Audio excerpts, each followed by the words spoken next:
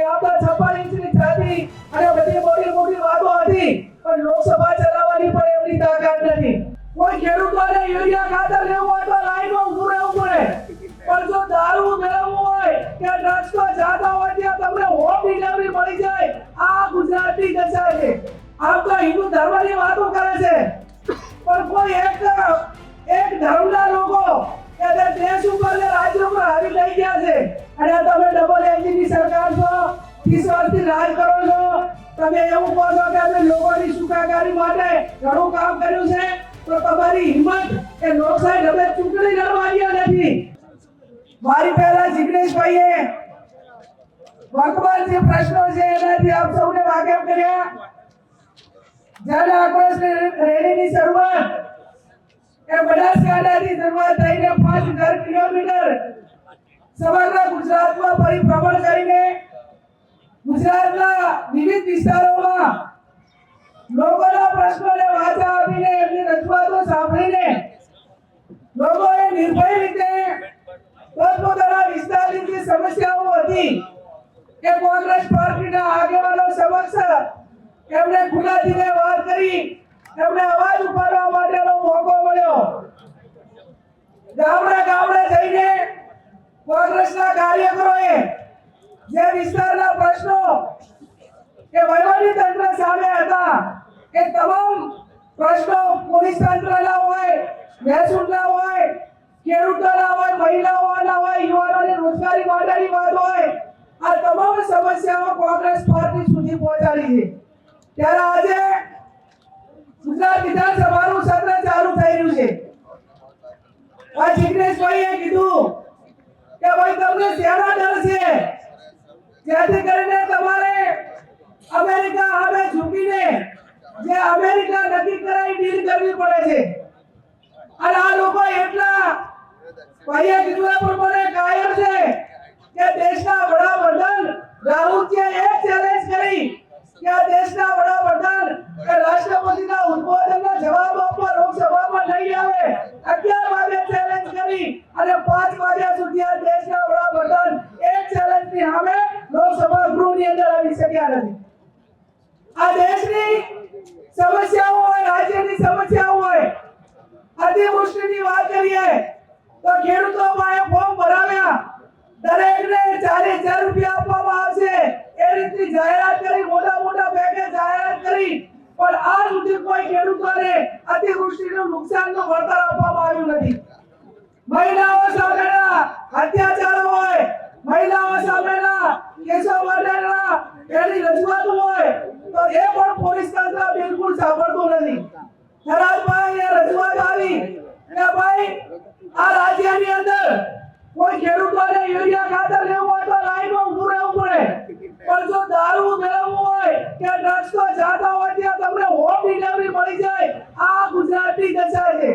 હમણાં ગઈકાલે સમાચારમાં હતું કે રાજ્યમાં છેલ્લા 1 વર્ષમાં 500 કરોડનો દારૂ પકડાયો. તો 500 કરોડનો તો ખાલી નોર્મલ રીતે 1000 પકડાયો, તો રાજ્યની અંદર ગેરકાયદેસર દારૂ કેટલો ઘુસાડ્યો છે અને કેટલા યુવાનોને પીવડાવવામાં આવ્યો છે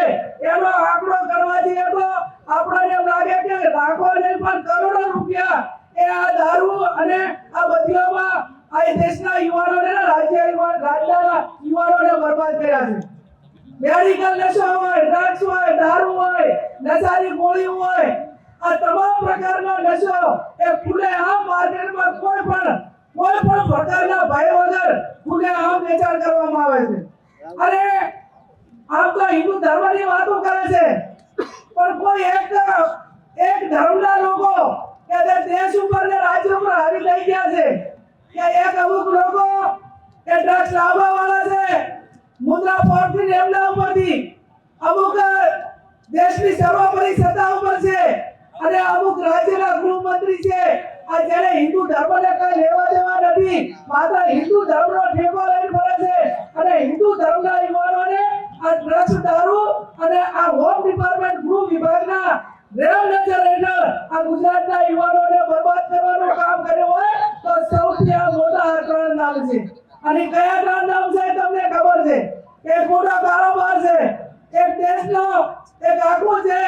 હોમ ડિપાર્ટમેન્ટ કહેવાય એનો મોટો છે, અને આ રાજ્યનો વડો છે જિગ્નેશભાઈ કહે છે કે એમની દીકરી પણ ભારે છે આ ત્રણેય લોકોએ નક્કી કર્યું છે કે દેશના યુવાનોને અને ગુજરાતના યુવાનોને બરબાદ કરવા અને આપણે કરોડો રૂપિયા એ બુટલેગરો પાસેથી કમાવા અને એની સામે જ્યારે આપણે અવાજ ઉઠાવવાનો છે ત્યારે આ જન આક્રોશ રેલીના માધ્યમથી સમગ્ર ગુજરાતમાં લોકો નિર્ભય રીતે અવાજ ઉઠાવતા થયા છે એનો અવાજ આપણે કોંગ્રેસ પાર્ટીએ બનવાનું છે અને આવનાર સમયની અંદર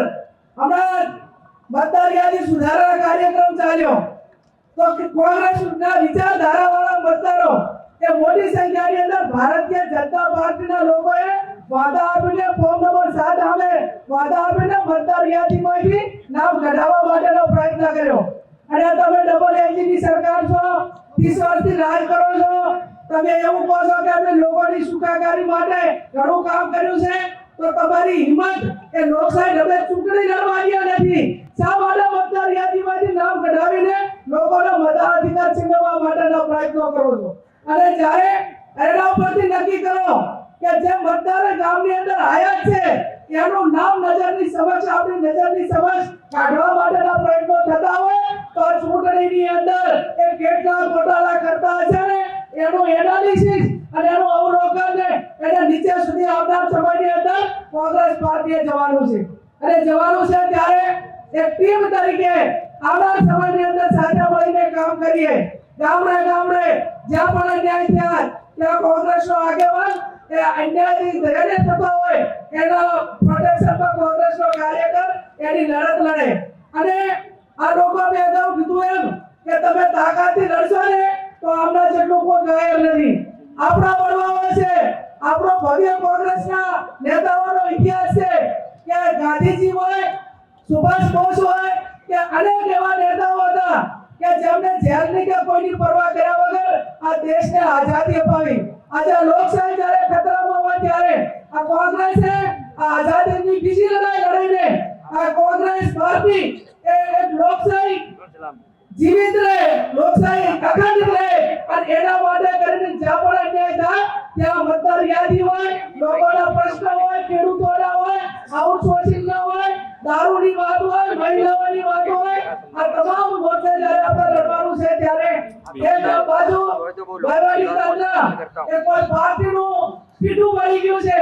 આખું વહીવટી તંત્ર કે કોમવાળીમાં આવી ગયું છે અને કોઈ પણ ઓફિસ એવી નથી કે જ્યાં ગાંધીજી વગર કામ થતું હોય પૈસા આપ્યા સિવાય કોઈ ઓફિસની અંદર કામ થતું નથી અને આ સમાજમાંથી ગુજરાત જ્યારે પસાર થઈ હોય ત્યારે આપણે કોંગ્રેસ પાર્ટી તરીકેની જે જવાબદારી છે એ કોંગ્રેસના આગેવાનો નિભાવી રહ્યા છે જ્યાં વિધાનસભાનું ગ્રુપ હોય લોકસભાનું ગ્રુપ હોય તો આજે તમને બધાને ખબર છે કે આપણા 56 ઇંચની છાતી અને બધી મોટી મોટી વાતો હતી પણ લોકસભા ચલાવવાની પણ એમની તાકાત નથી આજે તમામ વિપક્ષો એક મંચ ઉપર આવીને આ દેશના લોકો માટેની લડત એ તમામ પક્ષો સાથે મળીને એમની સામે લડી રહ્યા છે આજે વિધાનસભાનું ગ્રુપ ચાલુ થયું છે જે આપણા પ્રશ્નો છે એ આપણા કોંગ્રેસના ધારાસભ્યો ગૃહમાં પણ ઉપાડશે અને ત્યાં સડક ઉપર એનો અવાજ કરવાનો હોય તો આપણે સૌ સાથે મળીને બોલશું એ શબ્દ સાથે આપ સૌનો ખૂબ ખૂબ આભાર